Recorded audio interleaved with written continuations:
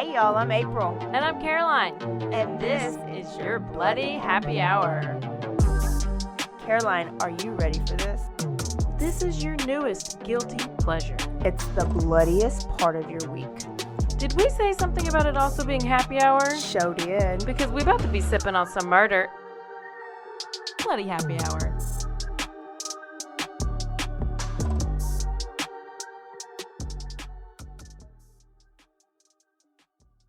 Or I was tired. Hey, bloodies. Hey, everybody. Here we are. Thursday. We hope you're excited because we are. What a great day. Thirsty Thursday. What are you drinking? I am obviously drinking straight Tito's. Apparently. Because it was not mixed very well. But You better shake it up. That's how I like it. I'm trying to put my gum right here on top. I was chewing. Did you hear me chewing my gum on the last episode? No. I can chew gum without chewing. You know? You know what I'm saying? Yeah. You know, like, without making noise? Oh. I just heard it in my mouth. I just heard it too. Yeah. Put it back I'm out. putting it back out. So we have... So the last episode y'all heard, we filmed it at like 9 in the morning. So we were like sleep on a Saturday. We never do Sleep it. talking. Yes. Yeah, for sure. And so we told you about a live show, but we're basically talking like robots. I don't think I was awake. But we are having a live show. Oh, have a live show? Okay. Okay, Good. so we're having a live show. Happy birthday to Bloody Happy Hour in June of 2022. Bloody Happy Hour is going to be 1 year old. Yes. You know the date? Yeah, tell them. Oh, let me find it. The 18th. June 18th. June 18th. Mark your calendars. Did we say free?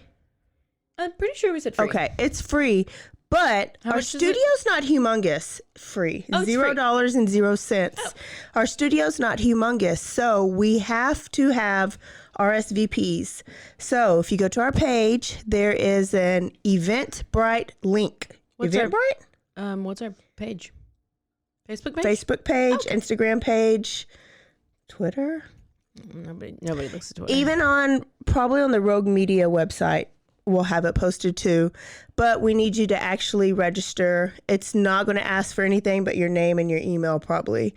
And that way we can keep track of numbers because we do have to cap off. So if your name is on the list and we're not capped off, if your name's on the list, you're going to get in. If your name's not on the list and we're at maximum capacity, you won't be able to get in. And it's going to be so sad. You're going to have to put your ear to the window outside. Yeah, it's going to be a sad day. And we're not recording this that we know. So this story is only for people who are in the audience that day. It's true. Yeah. We don't know what it's going to look like yet. You know, me and Caroline were a little last minute at planning. But be excited. You get to actually be in happy hour with us in person for once. Are there going to be drinks? Yes. Oh, did they bring them? Rogue Media sells beer and not shitty beer. It's not going to be like just Ultra and Bud Light and Miller Lite for you, domestic beer drinkers. It's going to be some good, local stuff from our local ale companies, what are they called? Brewing companies. Mm-hmm. And then some good wine and not crappy arsenic wine. What's that mean? Good wine. And then some seltzers. So they don't have their liquor license yet. So there will be alcohol.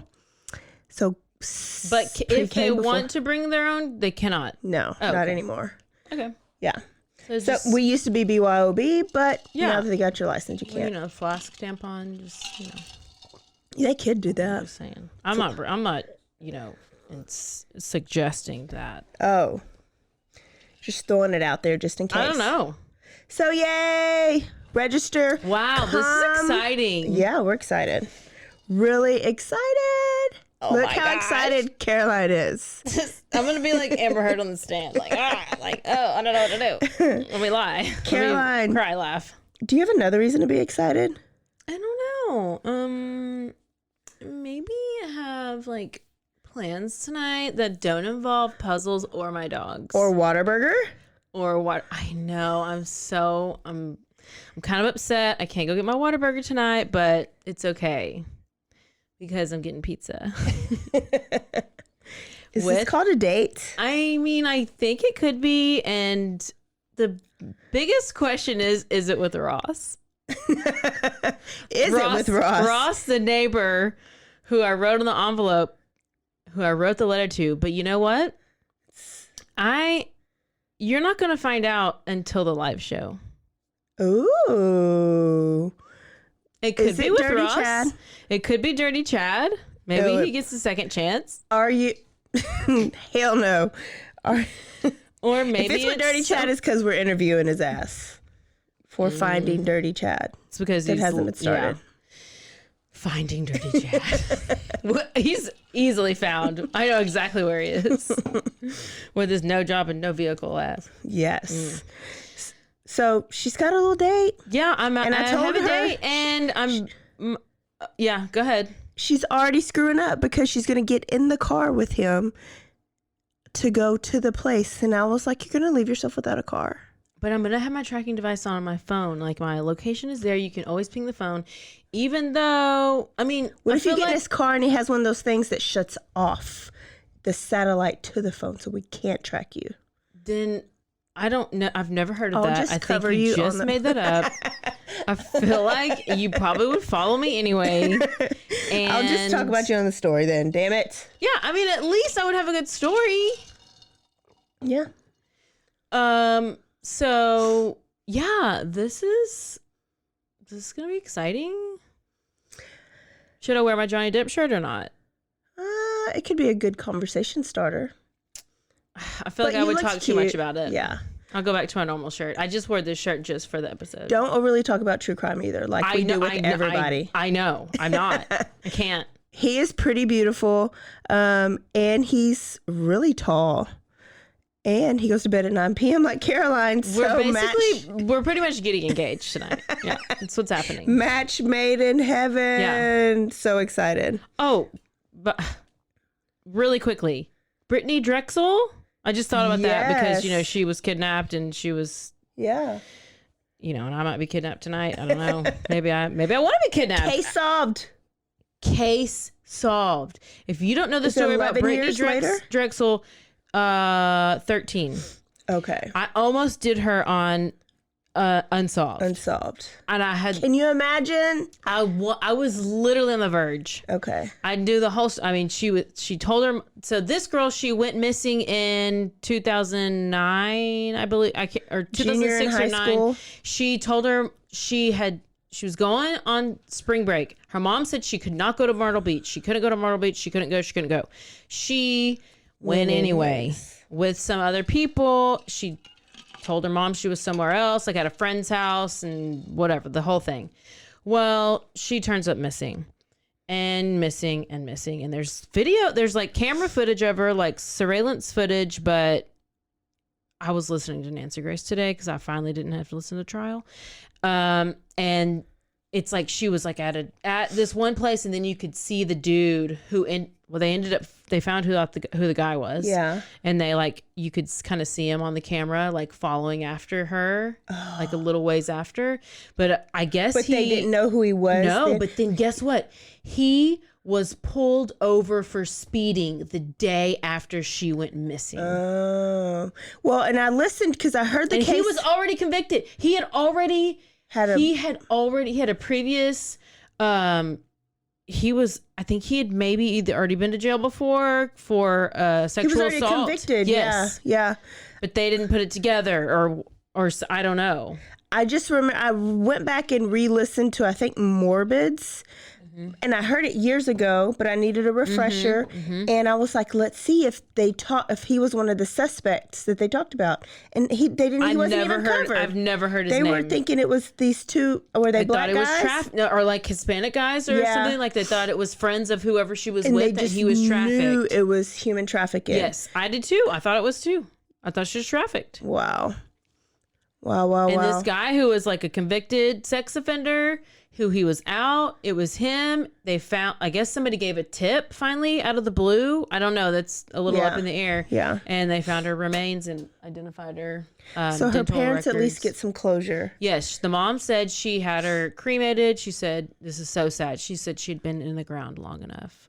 Like meaning where, like wherever the guy had put her. Oh. So cremated her, and so she's like, we brought her home with us. I know. Heartbroken. Awful. I feel like this is the year that cases are being closed. Wasn't it the Madeleine McCann case? That was closed. Was it closed? Did they close it, or did they? I feel like they named a guy. They did name a guy. You know, and then they're so close on Delphi, or they're getting closer on the Delphi. They are getting close on Delphi. This is the year of answers, I feel like. The year of answers. Missy Beaver's next. Who else? Jelani. I don't know who Johnny is. John Bonet. Come on, John Bonet. Come on. Natalie, we need some answers. Funny. Are you ready to hear about the last shitty mama? Yes. Killer mama. She wins the prize. We had to finish strong for this month. I know. I was going to go with one of two. My guesses are Top Mom Casey Anthony or Andrea Yates. Andrea, baby. Andrea Yates. Everybody knows the name. Everybody knows her. Probably everybody knows at least the conclusion of the story. Yeah. But you don't know the story. Yeah. And that's what I don't even know the story. And that's what I thought. I was like, well, everybody knows about Andrea Yates, but unless you really read the book. Right. You just know what happened, like the facts. Like, she drowned her kids. And that's it. And that's it. And postpartum psychosis. Right.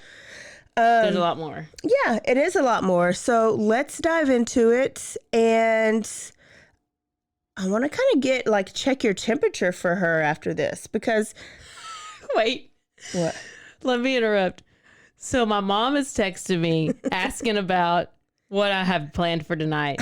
And I said, I have dinner plans. And she said, oh, who are these dinner plans with? And April told me to tell her who? Michael Warnicki. Which I don't know who this guy is. He's going to come up in the story. Oh! So I texted her back. She goes, who are you having dinner with? I said, Michael Warnicki. And she goes, that name sounds familiar. Where is he from? Tell her to Google him. Okay. He's basically a fire brimstone cult preacher. Love it. Okay, go ahead. I just had to because I'm dying. Okay, so for my book club, we did the book. We're reading the book "Are You There Alone" by Suzanne O'Malley, The Unspeakable Crimes of Andrea Yates. I'm not finished with it. This isn't going to be a story that's extra long because I've read a long book, but it is a good story. So Andrea Yates, she was actually born Andrea Kennedy in Hallsville, Texas in 1964. And she was close with her parents. You're not going to hear anything traumatic about her. She was very close with her parents, very close with her siblings, all-American family. She loved the water when she was young. She would always go to the pool and to the beach. But for some reason, she was diagnosed as bulimic as an early teenager and with depression. No trauma. It just is something that she's dealing with, whether it's high school girl issues or junior high girl issues. She is dealing with it, okay? So, and then she wasn't a typical girl. She started studying theology and the Bible very intensely. So instead of going to school dances or hanging out with friends, she was staying at home either reading the Bible, chemistry books, or biology books. She sounds like Diane Stout's daughter.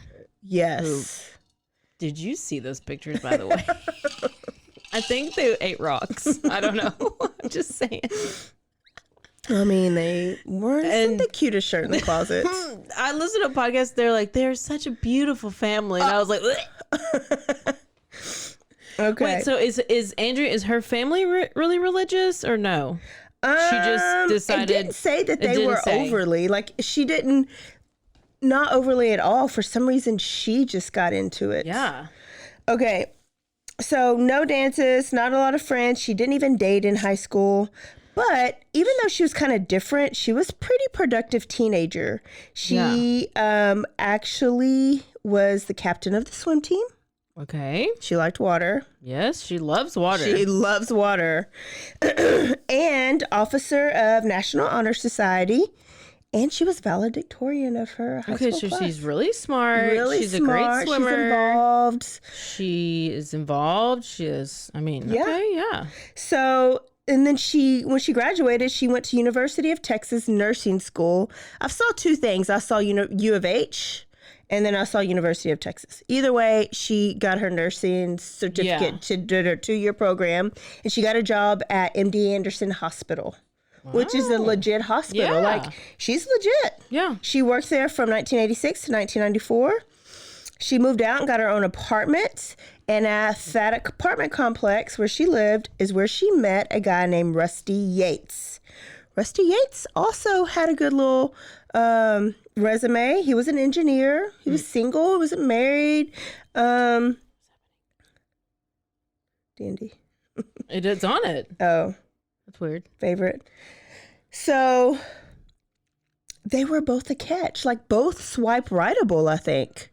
You know, if you're dating, you see her little profile, maybe not even picture, but like everything else. And he's successful. Goes to bed at 9 o'clock, likes water. So they go out, they begin dating, and they move in together. And after 3 years, they get married. Okay. Yeah. So now it's April 17th, 1993, and they're married. Rusty later says that Andrea was not interested in sex at all. Oh. And he thought that because they had sex before marriage, which, is a sin. It's a sin, April. It's a sin. And he thought maybe she was uncomfortable with it because she knew she was sinning. Yes. But even after they got married and you got free for all, she still didn't like sex. Like it. But they obviously had sex. Clearly. He even said that he would not even let him see her naked. She would change in the closet or in the bathroom with the door shut. So I don't even know that he saw his wife naked. But you got to think about clothes on. Well, but he couldn't. She wouldn't walk in front of him naked. It had to be in the dark. But you think bulimia, body dysmorphia, it's pretty common anyways. So, okay. All American family, right? I guess he didn't watch her have baby. I don't know. Okay, go ahead. That's pretty, out so there. They bought a 4-bedroom house in Friendswood, Texas. Ever been? No. It's like near Houston area. Yeah. And he worked for NASA. Okay. Legit engineer, not like literally. He's on the spaceship. They grew up, or they were Catholic, and they believed in being fruitful. So what's the next step? Is to have kids, right? Yeah. You graduate college, you get married, you buy a home. Keep it in order. You're going to do everything in line. They're doing everything. They are following. They're doing exactly what they should do. Their plan was to have as many babies as nature would allow, quote unquote, was Rusty's, what he later said. All right. And that's what Catholics believe, is that you just let your body do what it's supposed to do and you procreate. No birth control. They don't believe in it. Nope. Mm-mm. So within a year, she gets she gets pregnant with Noah. So they're married, and then they must have had sex like one time. She's fertile myrtle. They just get automatic because she does not like to have sex. I mean, she is very fertile. You would think she's like Andrea Gonzalez or something because she's very fertile and she has a lot of kids. So Noah's born in February 1994, and they're really traditional. Mm-hmm. So Rusty's like, okay, well, you're going to quit your job and be a stay-at-home mom. And Andrea is a people pleaser, but she really loved her job. She wanted to go back and be a nurse, and I think she did for a little bit. But ultimately, Rusty was like, I need you to be at home with Noah. So she quit her job, and she was a stay-at-home mom. Why does Rusty need her to be at home? He just is very traditional. He believes that he's the breadwinner. She's the homemaker. That's just that's like way old. Yeah. Okay, we're still back in the time a little bit. Well, yeah, and even a lot of families still very much think that way. A lot of my family still think. My mama didn't go to work until I was a senior in high school. When I was a senior in high school, she finally went to work. She was a stay-at-home mom, but I had 4 little brothers too. Yeah. Okay. So it's very not as, doesn't happen as much now, but that's what Rusty wanted. Where it's unsure that that's what Andrea wanted, but she did it because she's a people pleaser. Yes. So now she's at home, and soon after she had Noah, she started having visions of knives. Oh. And she didn't have them above her bed like Catherine Knight. She was not. She was not channeling Catherine Knight. No, she was just thinking about knives. She also heard voices that she was sure was Satan. And it's because she's super religious. No, and she's Catholic. So I mean, that she's having voices. No, I'm just thinking, what is causing her to have these voices? Because sometimes if you're like super religious. Yeah, no. I mean, she's not doing anything wrong. Yeah. I don't know why Satan would be talking to her. I know. But she's hearing voices after she had the baby. But she couldn't tell anyone because she had this urge to be perfect, like you can handle this. You can be at home with the kid and you cannot work. So she hid her voices and her visions. Oh. Then a year later, guess they had sex one more time, and John was born. So we got Noah and we got John. Oh. And her stress levels increased just a little bit. And then those visions of knives become more violent. And she had visions of doing things with these knives. What? Yes. Okay. Yeah. So Girl. Her pregnancy doesn't mix very well. You'll see. So she still didn't say anything. And Rusty comes home one day in 1996 and he's like, we're moving to Florida. I'm taking another position within NASA, but it's not a raise. It's not a promotion or anything. They're moving to Florida. And so she's like just shake her head and go with it type thing. Like she just goes with the flow. So they go down there. Well, I guess she didn't have a choice if he's the only one working. Yeah. And he made, at that time, it was $80,000 a year. So probably nowadays is. Well, yeah, would probably be double that or more. But you could live you could live good off of $80,000 a year. You're comfortable. There. I mean, you're making good money. She didn't have to work. Right. So, instead of buying a house when they went to Florida, they lived in a 38-foot camper. 38-foot camper, like a trailer, RV that you go camping in. They lived in. That's what they lived in. Like temporarily, or when they were in Florida, they were there about a year, I think, a little over a year. Why do you think he did this? Like, you're making good money. Why wouldn't you get a nice house on the beach? But was it like you were just living there? You just got this temporary, like just for No. That's their house. They bought this house. They bought this trailer to live in. That was their home for the 2 of them and the 2 kids. Yes. So 4 people living in this trailer. Well, they had started following this guy named Michael Warnicki. That's who I'm you're going on a date with. They started following this guy named Michael Warnicki, and he was like a street fire and brimstone preacher. And he would preach his version of what he thought the Bible said and meant to people. There's somebody else named Michael Warnick who's like some kind of VP at some company. Probably thinks that's it. Nope, it's Warnicki. I know, but I can't find him. Okay, go ahead. Andrea liked this preacher, and Rusty liked this preacher, and they really followed his teachings. One of his teachings is you live a very minimalistic life. Oh. Okay, have you ever seen Waterboy? Yes. And the mama, everything's the devil. Well, this is him. Oh, yes. Foosball is the devil. Oh, girls are the devil. No. Well, this guy was like, jobs are the devil. Homes and materialistic things are the devil. You should struggle. Oh, no. And so that's why he was like, we're going to live in a trailer. We don't need a big 4-bedroom house. We don't need to have a lot of money and go shopping and do all this stuff. Warnicki lived in a bus with his 6 children and his wife. A bus? A bus. Like a school bus? Like a travel bus. And he traveled the world and he would preach his bullshit teachings. He was How did they come into contact with this guy again? On the street. He would go to local colleges and preach to the women. So they met in Texas? I don't know, actually. Okay. I think in Texas. Because I was like, they must have known him at the time. And then he convinced him to move to Florida, and he was like, oh, maybe I can get a job in Florida.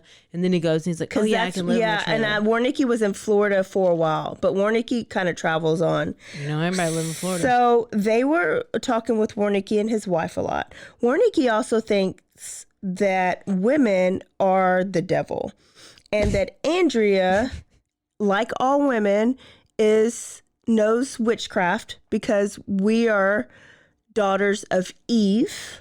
I know you weren't allowed to read the Bible. Correct.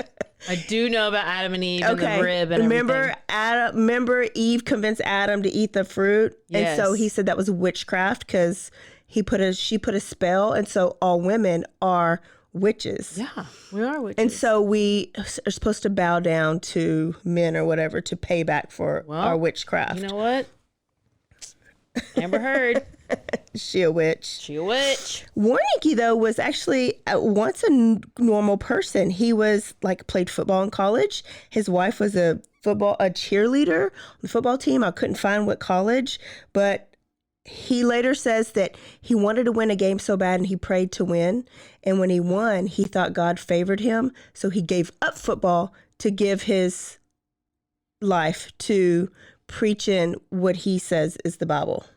Okay. So he's crazy. Yeah, Literally crazy. He had a lot of followers.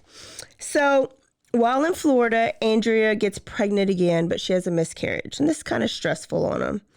And within a year, they go back to Houston because Florida just didn't work out. Okay. So now they're back in Houston. And she gets pregnant with Paul. So we have Noah, John, Noah, and Paul. Oh, Noah, John. Okay. Okay.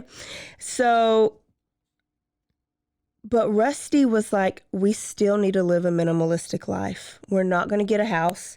We're going to live in a camper. We're just going to live it here. So now they're living in this trailer top camper thing because, anything better than that is the devil.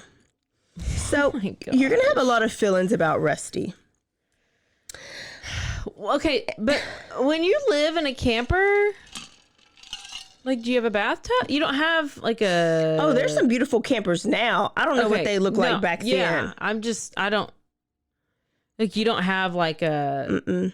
You have to go hook up to to stuff and get septic. Well, a camper ended up actually being too extravagant. So Andrea found out that Warnicki was selling a bus. Tent. They went to go live in a bus? Now they're living in a bus. You know the compartments where you put your luggage, down here and up here? Yeah, like on charter bus? That's where the kids slept. They slept under the open flap under the bottom? The kids slept. Where the motor goes? Where it's hot? Oh my gosh. It was 350 square feet. And in this camper, not in the camper. That's as big as this room. I can't fit. No. Oh my gosh, I'm freaking out. I'm claustrophobic. That's worse than where the 900 square foot house that Debbie, what's her name? Debbie Downs? No. Oh, Diane Stouty with her Stouty lived. Eating Rock's mouth. She should have been happy with her 900 square foot home. And this is how many square? 350 square feet. I want to know exactly what that is. Probably like a bathroom. I don't know. Is that how big is this? Imagine it's a bus. It's how big long. Oh my gosh. Yeah. And there's okay. And you have all these babies and they just had another one named Luke. He was born in 1998. They have 4 babies. They have no bathtub. No. And they're sleeping under the bus. And you know what else is the devil? Diapers. Oh, no. Well, tell me those nap cloth, knapsack. So now they use cloth. Wait, does she rewash the cloth? That's the purpose of having cloth diapers. You didn't have cloth diapers growing up? No, with the pin? My brothers did.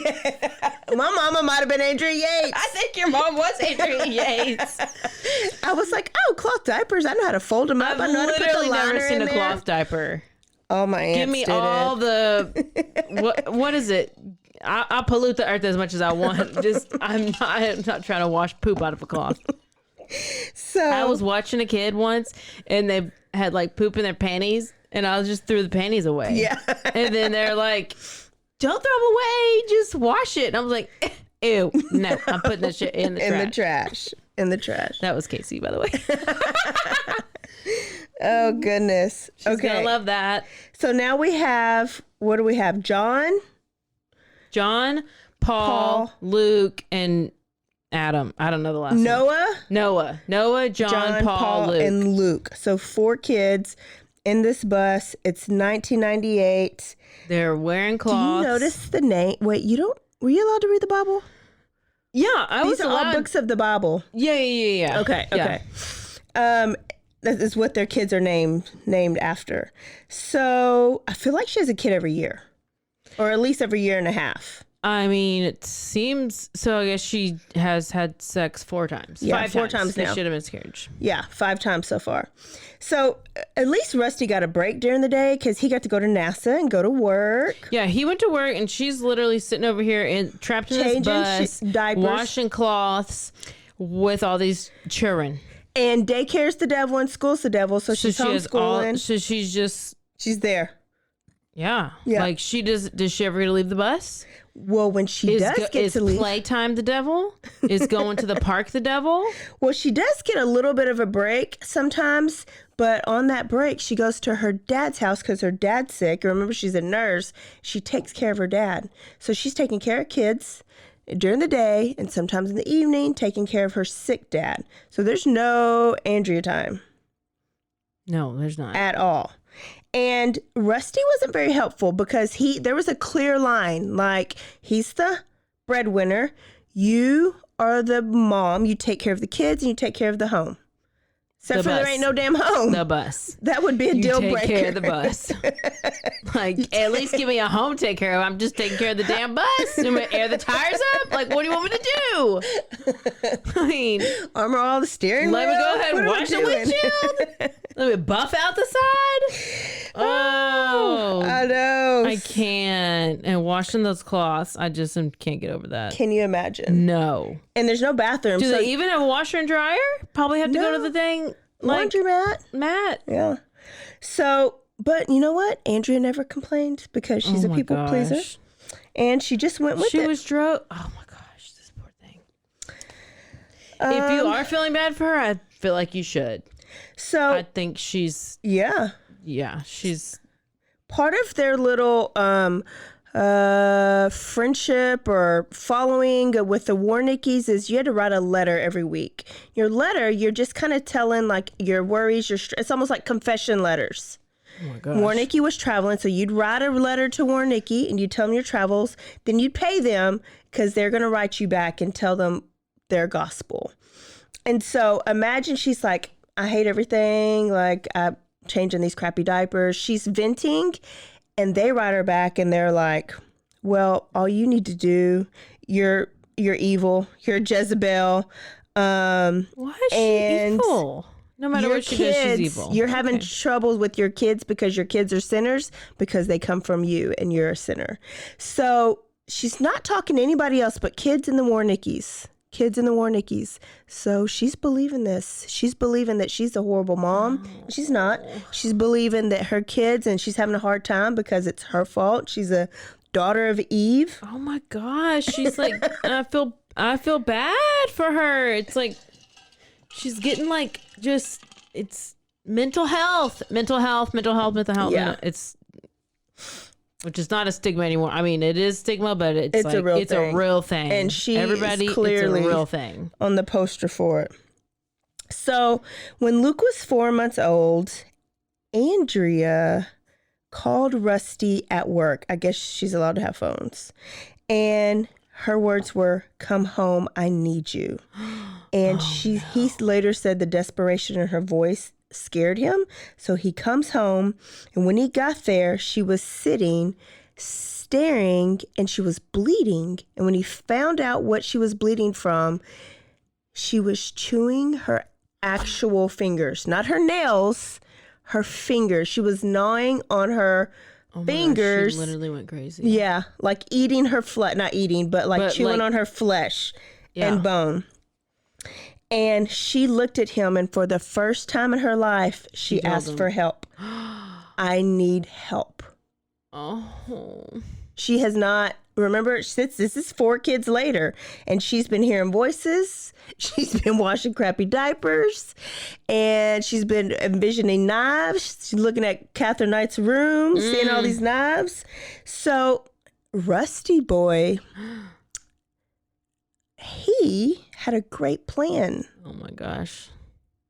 I mean, like, he outdid himself with this plan because he was like, I'm going to help my wife. Oh, I bet he loaded up the kids, and he put them in a car and loaded up Andrea, put her in the car, and they drove to Galveston Beach, and they took a walk on the beach. And that's it. That was his way. She asked for help. He took her for a walk on the beach. Like, what about her bloody hands? Huh? What about her bloody hands? She washed them off and put Band-Aids on. Wait, he didn't like talk. They had no communication. What do you mean? I need another conversation. Wait, she says she needs help. She's eating her fingers. So then he's like, she loves the water. To the beach. She loves the water. She'll feel better when she goes for a walk by the water. So they went for a walk. Did she say, I need time away from these kids for 5 seconds? No. Look, she asked for help, and he didn't help. I don't think she asked for it again. So when they... Okay, what is she... What? Are you confused? Well, because, okay, what... is she needs help. I need to know this whole conversation. What does that mean? Take me to the hospital? I would think that. Right. I think anybody else but Rusty Yates would have called the police, the ambulance. Yes. Like, let's go to DePaul. Yes. And he takes her for a walk on the beach. Yeah. Okay. Period. The end. And then they get home. And the walk must not have helped because clearly she overdosed. Oh, what did she take? They have stuff? She's the devil, so she obviously... Wait, hold on. Troubles, I need help. Oh, on sleeping pills, because she couldn't sleep. Oh, so she overdosed on sleeping pills. She obviously didn't die. She was rushed to the hospital, and she survived. Then she was taken to the psychiatric hospital where it should have been. Yes, this is good. She was We're making progress. Eating my hands didn't work. Let me try to kill myself. So now she's at the hospital. She's diagnosed with major depressive disorder, and she's prescribed Zoloft. Oh. I know. What? Are you trying to say I have major depressive disorder? Zoloft? I was reading this and I texted my mom and I was like, I know a lot of people on Zoloft. Clearly. Andrea Yates took Zoloft. Major depressive disorder. I think it treats a lot of things. Yes, but I feel like you need like an antipsychotic. Oh, okay. Look at you. Well, are you on one of those too? No, but I do listen to a lot of trials. Yes. And I have a friend who's a psychologist. She was only at the hospital for only a week. Not because she got better, but because that's all insurance would really pay for. So NASA you need get to do some like better this. Insurance. Oh yeah. Yeah. NASA gets some better insurance. I think it's blocking my whole face. Hold on. Let me pull this down. Okay. When she got home, she was referred to a new psychiatrist who had a little bit more sense because they took her off Zoloft and gave her an antipsychotic. There you go. No more Zoloft, antipsychotic. Yeah. Casey's taught you so well. It's not even her. I'm just smart. Okay. I believe you. But actually, it's because I've been watching these trials. You learned so much. Yes, because they're all on these drugs. So. But mental health is a thing. It's real. Yes. It's real, real, real. That's why I have a certain feeling for this Andrea Yates. Yeah. Which everybody will. I would think they will. Yeah. Let's see if the jury agrees. Yeah. At the end. Let's see. So, now she's on these drugs and Rusty's like, oh, hopefully this helps her. We could be normal. But you know what? What? Guess what drugs are to Mr. Warnicki? The devil. The devil. What a shock. So when she writes her letter and she says, they prescribed me this and this. Well, you know what? Doctors are the devil. And medicine is actually worse than the devil. Mm-hmm. So what do you think Andrea did? She didn't go to the doctor. She stopped taking her medicine. Yes, stopped taking her medicine. And, she flushed them down the toilet, actually, because they were the devil. And then things got worse. Clearly. Andrea looked like a meth addict after this. She wasn't doing meth, but she would scratch at her skin and she would have sores all over her arms like she had meth bugs. Yeah. She wouldn't bathe. And she was pulling out her hair where she had these bald patches. Okay. Okay, Amber Heard. Okay. Is that what Amber Heard said? Oh, yeah. She said Johnny pulled her hair and pulled out her hair and swung her by the hair. Goodness. I'm like, bitch, you did not get your hair pulled out. You literally either had extensions or you cut your dog's hair. I don't know. Oh, gosh. And she tried to say she had a bald spot. It's not bald. It's not bald. No. She a compulsive liar? Yes. Well, Andrea had a lot of bald spots on her head. She didn't see me. And her voices were getting louder. Like they were yelling at her, get a knife. Like not just visions of knives, but now you got somebody screaming in your head, get a knife, get a knife, get a knife. Out your hair. I don't like pull it. No, pull it from the I root. don't want. It hurts. I know. That's how you know she was psychotic. Yes. So she later says she knew she had 666 in her head, so she was pulling out her hair to reveal it.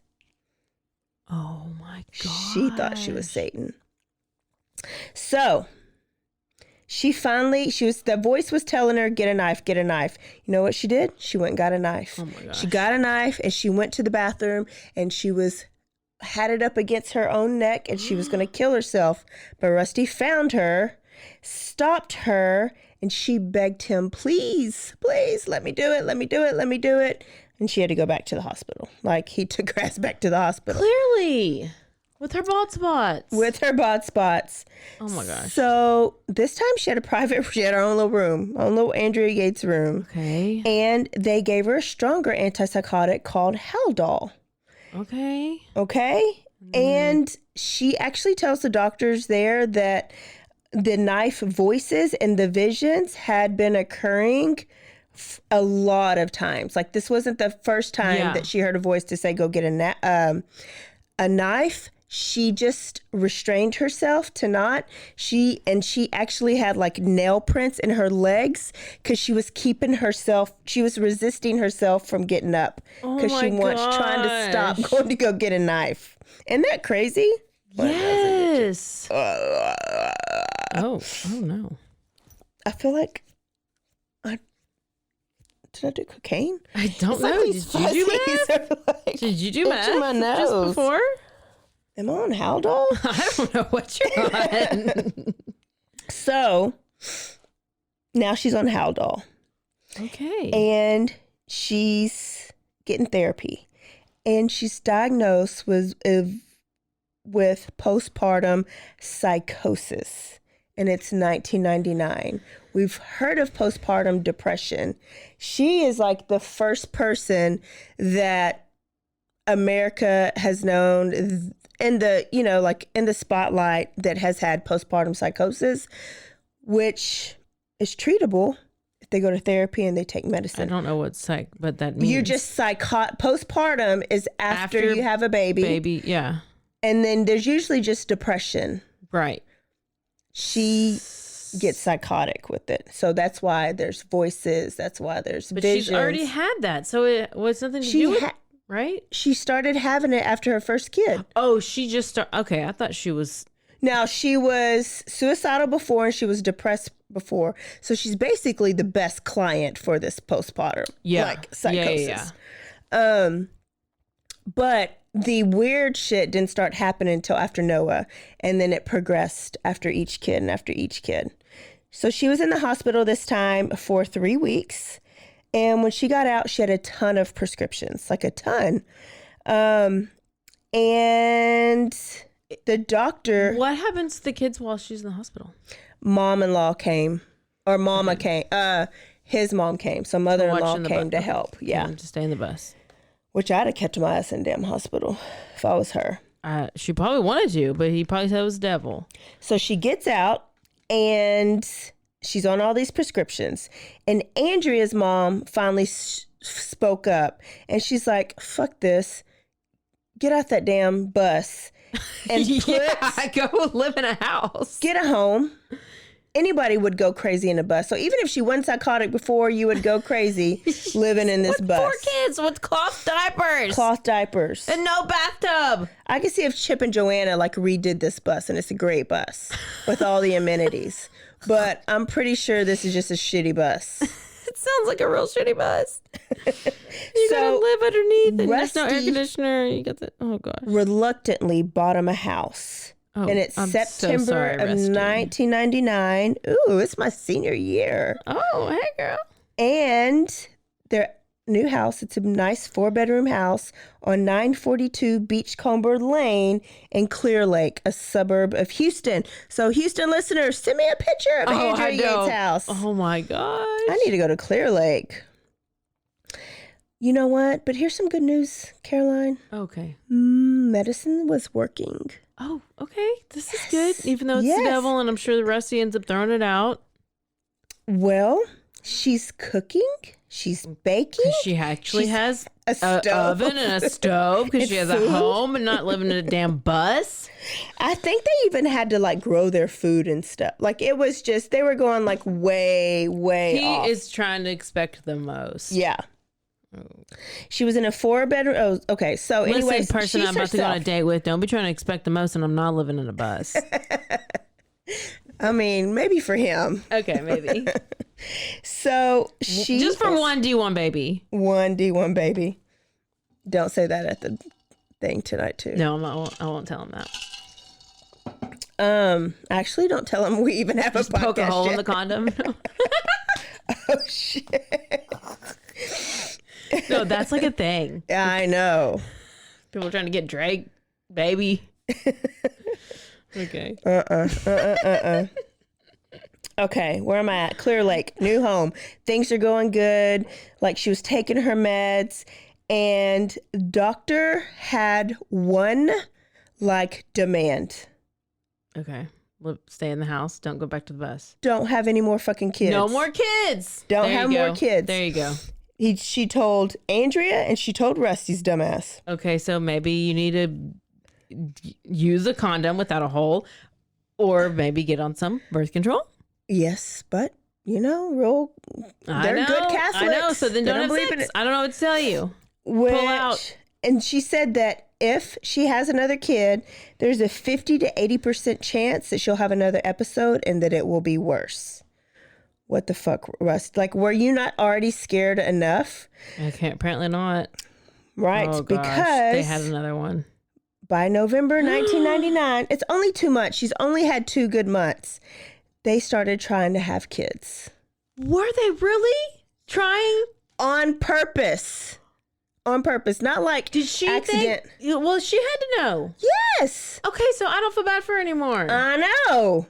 Okay, I'm telling you, you're going to have mixed feelings. Girl, bye. You're going to have mixed feelings, but she's also a people pleaser. So it's almost like she can't say no. Bitch, you can say no. Now, yeah, your fingers. You ate your fingers off. Yeah, and your legs. It's a good reason to say no.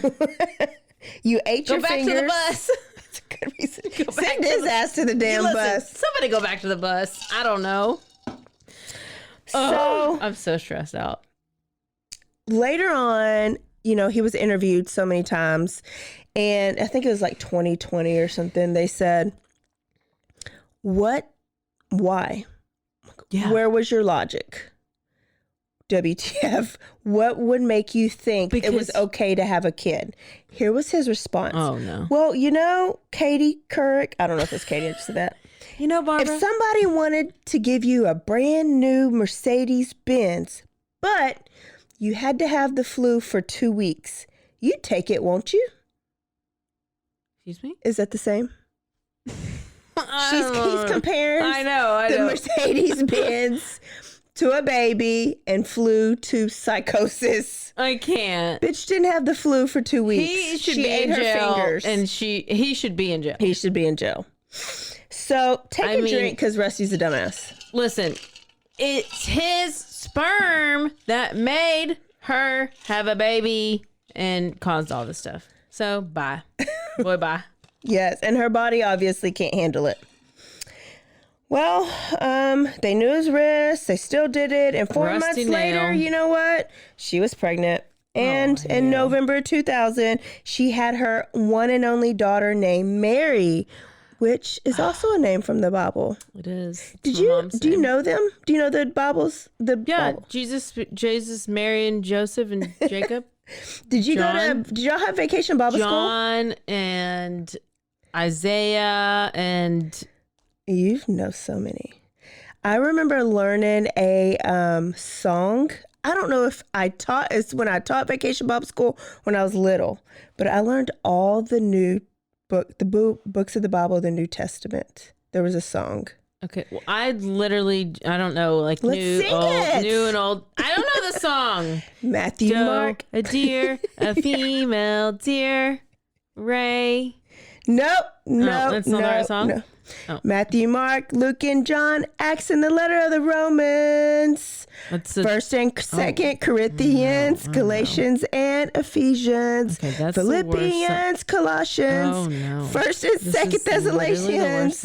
First and Second Timothy, Titus, and Philemon, Hebrews, and the book of James. Mike is on First fire. And Second Peter. He is flaming First and right Second, now. Third John, Jude, and Revelation. Oh my! There is a Third John. Listen, I was a little kid. I didn't know the real words.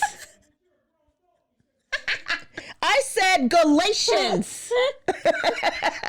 Time for a break. No. We really should. I wish I could have heard that whole thing. Keep all this in. Guess what? I also don't know how to say the live show. Philemon. There's not a Third John, is there? Yes. Listen, there's a Dirty John, there's a Third John.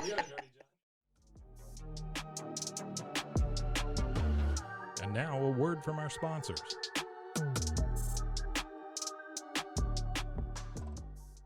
"911, what's your emergency?" Do you hear that? It's coming from the house. It's coming from inside the house? Do you mean, could it be? The Poltergeist. New from Rogue Media. Two haunted hotties talking about haunted places. Every episode we dive deep into the darkest places and give you a bit of history. We're getting spooky in all the right places. You've gobbled your last ghoul.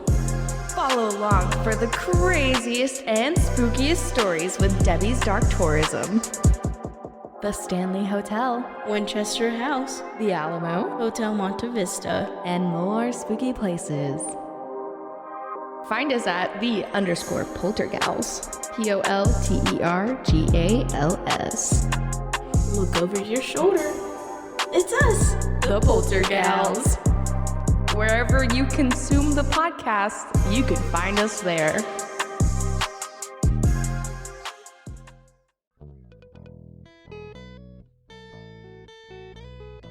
Hi, this is Sarah. And I'm Carter. And this is Some of Our Thoughts. We're two Southern sommeliers, and we want to share everything we love and know about wine. We started hanging out during quarantine and cooking and drinking and listening to music, and we just thought this would be a great way to bring everything we know to you guys. We will make wine knowledge and food pairings easy and approachable. So put on your favorite vinyl, grab your favorite glass of wine, tune into our show, and let's have some fun. Wine and vinyl. So check us out on roguemedianetwork.com or wherever you get your favorite podcast. We'll be talking about a lot.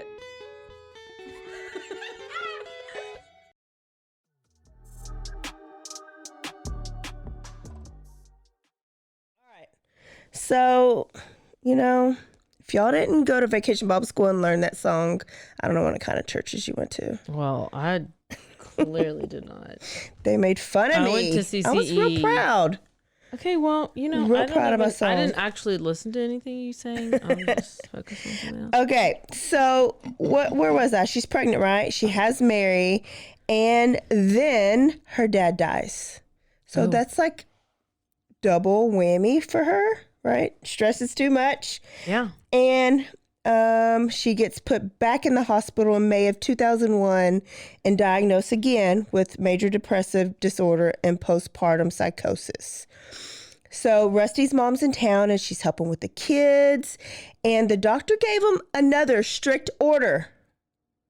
This strict order is, please do not leave Andrea alone because, she's attempted suicide before, but also don't leave her alone with the kids. Clearly. Because she's psychotic right now. Like, she's psychotic. She may be on medicine, but she's psychotic. Well, she had to get off her medicine because she was pregnant.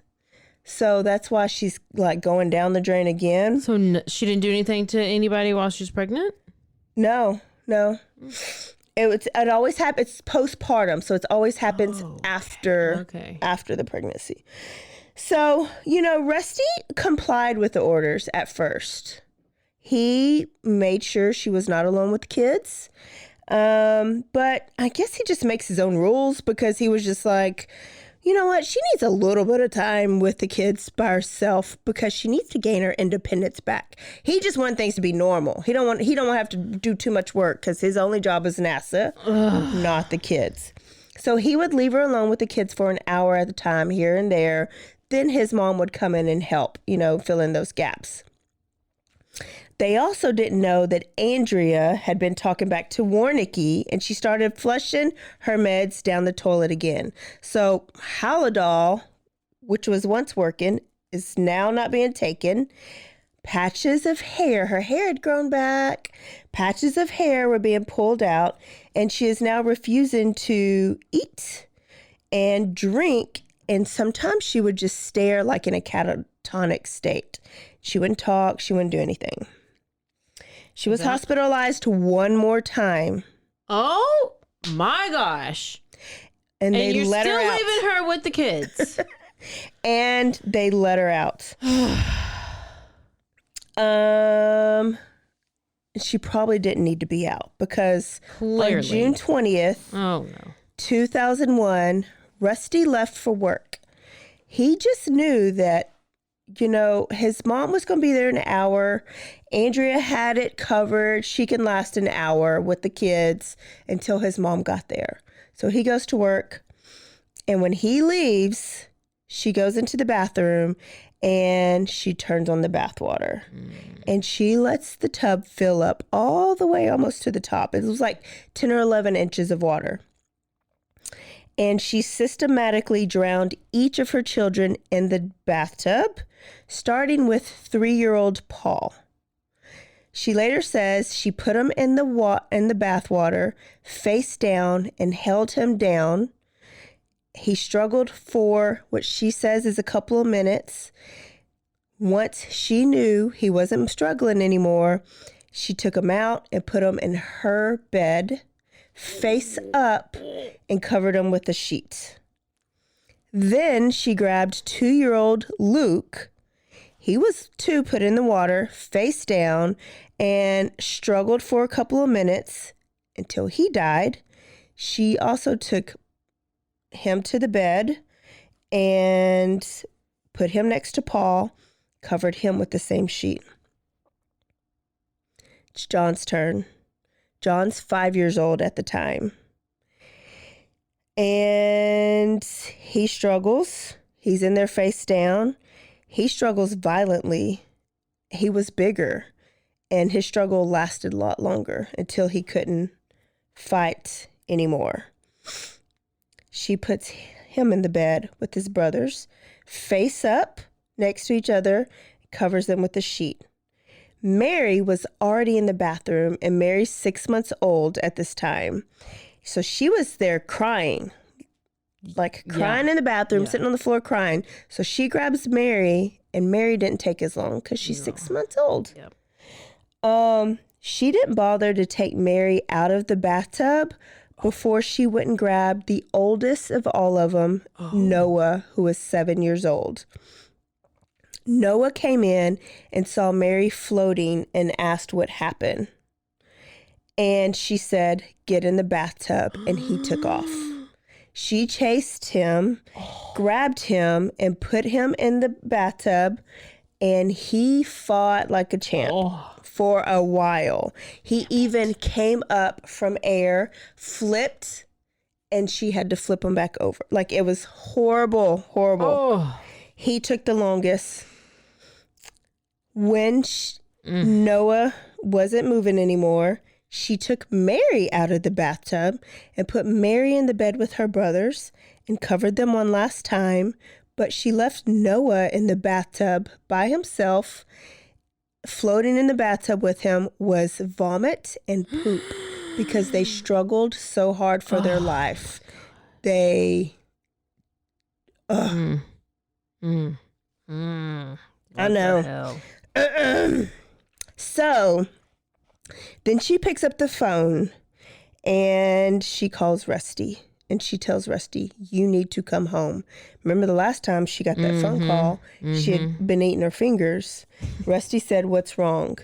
Andrea just said, "It's time." So he flew out of his office and he called his mom and said, "Where are you?" He was hoping his mom was there, but she wasn't because you left, right? And she hadn't even left the hotel, so she wasn't even en route. And he called Andrea back and he says, "Andrea, is anybody hurt?"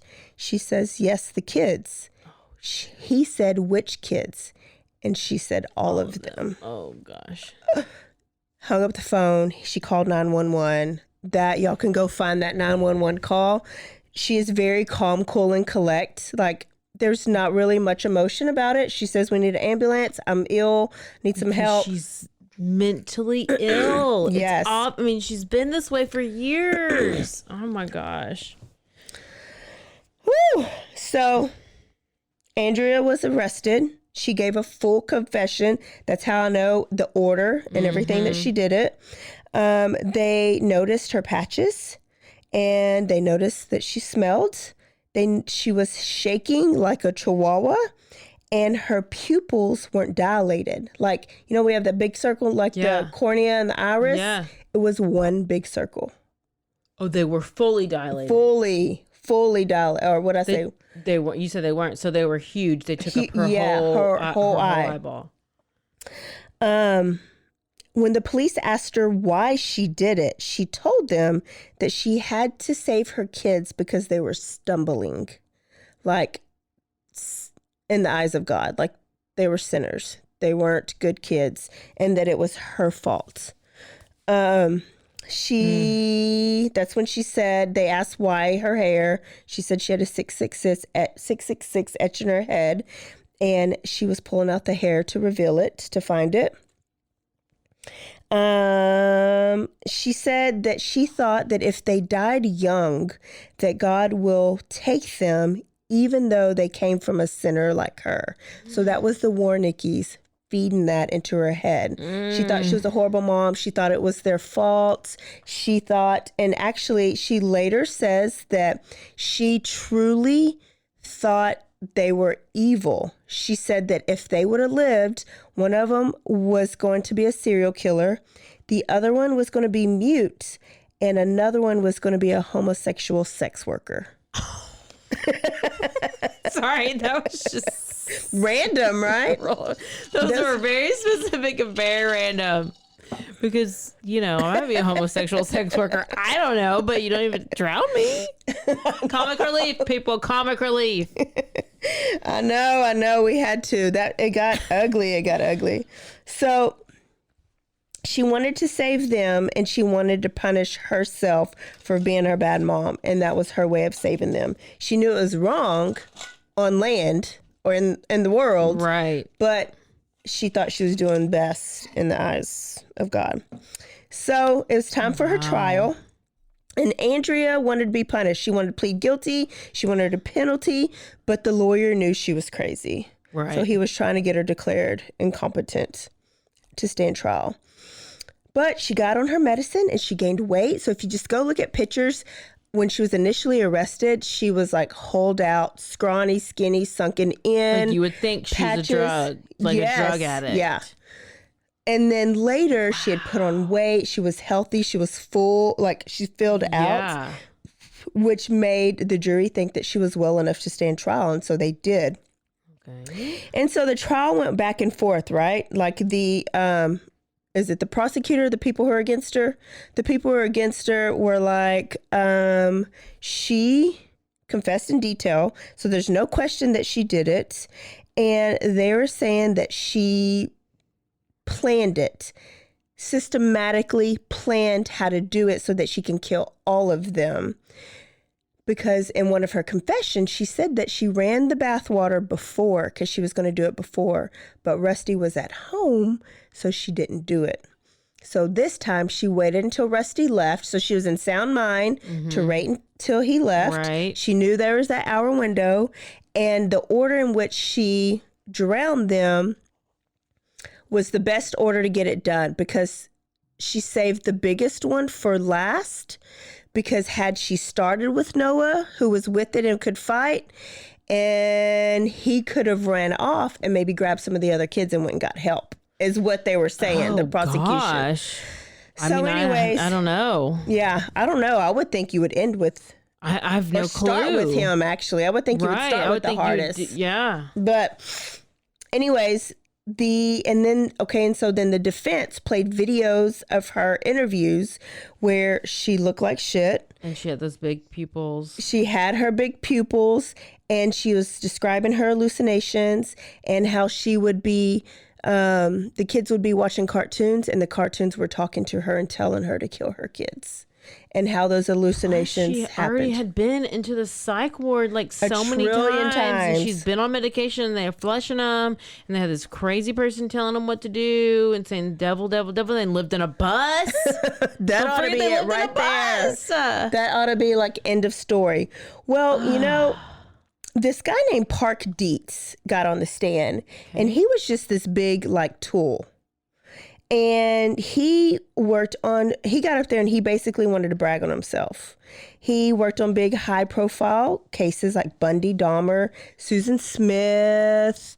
And he also thought he was just this American badass because he worked with the creator like Dick Wolf in Law and Order. Oh, yeah. And he just kind of collaborated with them. So when they had psychotic actors play. He kind of told them what it should look like. Okay. Yeah. Okay. Yeah. And so then he testified that the week that Andrea drowned her kids, that Law and Order aired an episode of a mom who drowned her kids and got away with it because she was declared incompetent.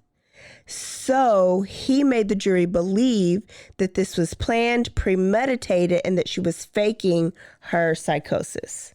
Okay. Really? That put the nail in her coffin. Really? Yes. Did she even have a TV? She used to live in a bus. She was guilty, 5 counts of murder, and sentenced to life in prison. They didn't give her the death penalty. Yeah, which that's what she wanted to be guilty anyways. Yes. But her lawyer didn't think that was fair. Because should she be in prison with these real hardened criminals that are, well, I don't know if they're sane. Her lawyer was like, she needs to be in an institution. She's truly psychotic. Yes. And then Park Dietz, it ended up coming out. Like the lawyer did his interview and said with Law and Order guy, Dick Wolf. And Dick Wolf was like, we've never aired an episode like that ever. He made that up? He made it up. And they didn't even look into it? And he later said, it was too late. Like that was like the last thing. He later said that he got all his cases mixed up. I can't. Whoever this red-faced guy is. Yeah. So she got a new trial. She was found guilty. But by reason of insanity, and she was transferred from the prison, I think she was in Gatesville, to psychiatric hospital in Kerrville. Well, she remains still till this day. She's in Kerrville? Kerrville. She's in With Kerrville Matt right Baker. now? Yeah, right now. State hospital. Why are we not going there? She's locked up. Rusty stayed by her side. He didn't blame her. He blamed the psychoticness. Rusty, blame yourself. Yeah, you should blame Come on himself. now, Rusty. He would visit Andrea once a month, and he called her. They eventually divorced. Clearly. And he remarried in 2006 and had another son. Oh, well, good for you, Rusty. But Did then she they live in a bus too? They divorced probably because he was going to make her live in a bus. Oh my gosh, and Rusty still keeps a low profile. He doesn't get out much. They think he still works for NASA, but we really just don't know. Well, he probably done working for SpaceX with Elon Musk with all his controversy going on right now. Woo. Andrea's lawyer still talks to her twice a month, visits her. She is like a daughter to him. And he takes flowers and maintains the kids' graves for her since she can't. And in the 20 years, because this was 20 years ago that she did this, they have never discussed that day and the tragedy. He just tried to help her because he knew she was psychotic. But what's the latest? She comes up for review. Oh, okay. Yeah. So every April she comes up for review, and that's where you have a hearing to see if she's ready to be released. And she declines. Why would she be released if she got life in prison? No, they overturned that. They overturned that. Then they gave her what? Guilty. Not guilty by reason of insanity. So she's in a state hospital because it wasn't her fault, basically. She's taking her meds, but she declines because she knows she needs to be in there. If you're ruled not guilty by reason of insanity, what does that mean? That means you just have to go to an insane asylum until you're not insane? Until you come up for review. And then you can get out? And some people do get out. Even though you killed Kemper got out. But okay, so I'm just saying but you can get out. Yeah. Even though you've killed all these people. Yeah. Because it wasn't now you're not sane anymore. Now you're not insane anymore. Maybe. But technically that's what that means. It's I think Yeah, I know. That's just interesting. Yeah. But they know. Is that where Manson is, or is Manson in prison? I thought he's Charles Manson. Well, Marilyn Manson's about to be going on to trial. Oh, God. Okay, so she declines it. Her last one was April 6, 2022, and she declined that. Yeah. She does not want to get out. She probably knows she does not need to be out. She also knows she needs to be punished because, think about it, she went crazy and killed 5 of her kids. I know. It's like you have to know live with that. That something, you have to be some kind of sane to know something's wrong enough to where you don't want to get out of the asylum. Now she's good. Now she's on medicine. She's getting therapy. Yes. Now she's good. And she doesn't trust herself to get out. Or right? I think it's more she feels like this is her punishment. She's going to take her penance. She's not going to get out. Plus this case was too big. And people What would you even do? Yeah. What are you going to do? Where are you going to go? She did ask for one pass. She wanted a spiritual pass because she wanted to go to church on Sundays. But they denied it because the case is too high profile. There'd be paparazzi and everybody, I don't know about paparazzi, but there would be people all over the church. It would be a Media. distraction. I would definitely be at that church just to get a picture. I didn't I'd know join. Oh, we're members. Oh, yes. Clear Creek Baptist Church. Welcome to Pullen family. Y'all, that's Andrea Yates. We are done. Mike's kicking us out. Caroline has a date. We hope you enjoyed this crazy killer mama month. He's like, what? What are you talking about? Tell us really quickly what do you think about her? What's your thoughts? So all these moms I didn't feel sorry for. And I feel sorry for Andrea Yates, to where when I went to bed, I wrote the story last night when I went to bed, I was like, is everything that I'm seeing, is it really there? Like your mind can turn on you and it's really scary. Rusty said that she was weak, which I do think she was not weak, but she was weak. Like she was a perfect target for she was psychotic, I think, from the beginning. Like her chemicals were messed up. She had a chemical imbalance. And so if this was going to happen to anybody, it was going to happen to her. Then all the other shit you throw in, the Warnickies and Rusty being a dumbass, and just everything it's just a horrible mixed recipe together in the worst way. Yeah. I thought that too, because I was like, she doesn't seem like, she's not like this Diane Stouty who's trying to like kill her family because she doesn't like them. Yeah. She literally like has mental issues that she can't. Yeah. She has to have medicine. They kept throwing it out. And like just think about like going on and off medicine, on, off. Like that's going to mess you up. Yeah. She still thinks that she was possessed by the devil, and so does Rusty. And if you believe in God, you got to believe in the devil. If you believe in angels, you got to believe in demons. So that's a whole nother, conversation to have. But and it's a mental health thing. It's mental like a health. Big, it's or real. was she possessed? You think she was Satan? Think Satan jumped in her body? Rusty said Satan's job is to steal, kill, and destroy, and she was the perfect container. I think she was just Satan easily to take over. like manipulated. It's the devil. Well, it was the devil. I was probably easily manipulated by the devil too, and his name was Dirty Chad. So I understand, but I didn't kill nobody. Woo! Okay, y'all go on. That was great. Tell them what to do. What they need to do, right? Review. And subscribe. And send us an email and RSVP for the live show. Great job. That was so good. Thank you. Next time we're doing what? Guilty, Innocent? Yes, for our birthday month. We are going to sing happy birthday every podcast. Not really. But we're going to do guilty. Mike was like, nah. He's like, yeah, I'm singing it. Mike's going to sing happy birthday every episode next week. Next 4 weeks. Let's get some balloons. We're going to get some balloons.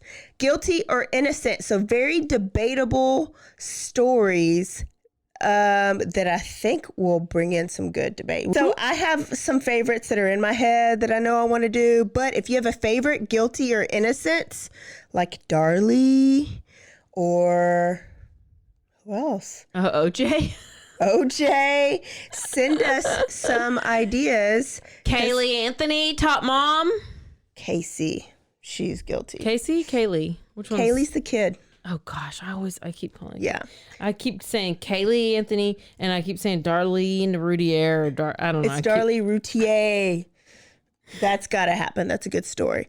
So send us your suggestions, and just never forget Don't forget to. Okay.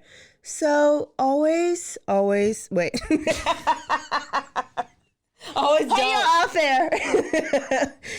Is it never or don't? Don't. Okay. Y'all, don't forget to stay aware, stay alive, and always be DTF. Maybe for our second year, we'll get this part down. Bye, y'all. Doubt it. Bye. Never, always, never, always, every time.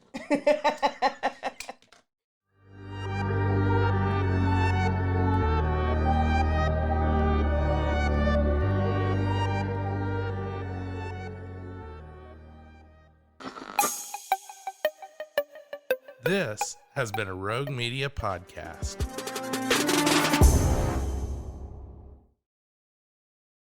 Support for this podcast and the following message come from Corient. Corient provides wealth management services centered around you. They focus on exceeding expectations, simplifying lives, and establishing legacies that last for generations. Leverage their exclusive network of experts to help achieve your personal and professional financial goals. As one of the largest integrated fee-only registered investment advisors in the U.S., Corient has experienced teams who can craft custom solutions designed to help you reach your financial goals, no matter how complex. Real wealth requires real solutions. Connect to a wealth advisor today at Corient.com.